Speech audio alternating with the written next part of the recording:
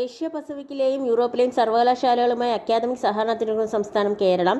സംസ്ഥാന technical high school കലോത്സവത്തിന് വേദിയാകുന്നത് ചിറ്റൂർ, പാലക്കാട്. 2023 ക്രിക്കറ്റിൽ നിന്ന് വിരമിച്ച ദക്ഷിണാഫ്രിക്കൻ താരം ഡീൻ എർഗർ. 2023-24 പ്രൊഫസർ എസ് ഗുപ്തൻ നായർ പുരസ്കാരം ഡോക്ടർ ചാത്തനാത്ത് അച്യുതനുണ്ണി. 2024 ഇന്ത്യയുമായി ദീർഘകാല വൈദ്യുതി വ്യാപാര കരാറിൽ ഒപ്പുവെച്ച രാജ്യം നേപ്പാൾ. അടുത്തിടെ പ്രകാശനം ചെയ്ത വൈക്കം സത്യാഗ്രഹവും കേരള നവോത്ഥാനവും എന്ന പുസ്തക രചയിതാവ് ഡോക്ടർ എം ശാർങ്ങധരൻ.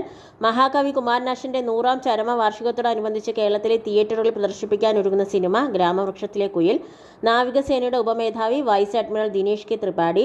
ഇന്ത്യയിൽ എല്ലായിടത്തും സെക്കൻഡിൽ 48 GB വേഗത്തിൽ ഇന്റർനെറ്റ് ലഭ്യമാക്കാനായി ന്യൂ സ്പേസ് ഇന്ത്യ ലിമിറ്റഡ് വികസിപ്പിച്ച ബ്രോഡ്ബാൻഡ് ആശയവിനിമയ ഉപഗ്രഹം GSAT-20 ഓർ GSAT-L2. പെൺകുട്ടികൾക്കായുള്ള ഇന്ത്യയിലെ ആദ്യ സൈനിക സ്കൂൾ നിലവിൽ വരുന്നത് മധുര വൃന്ദാവൻ, UP. ക്രിക്കറ്റ് ചരിത്രത്തിൽ ഏറ്റവും കുറഞ്ഞ സമയത്തിനുള്ള അവസാനിച്ച ടെസ്റ്റ് മത്സരം നടന്ന വേദി കേപ്പ് ടൗൺ. 525 രൂപ നാണയം പുറത്തിറക്കിയത് മീരാഭായിയുടെ ഓർമ്മയ്ക്കായിട്ട്. ഓക്കെ.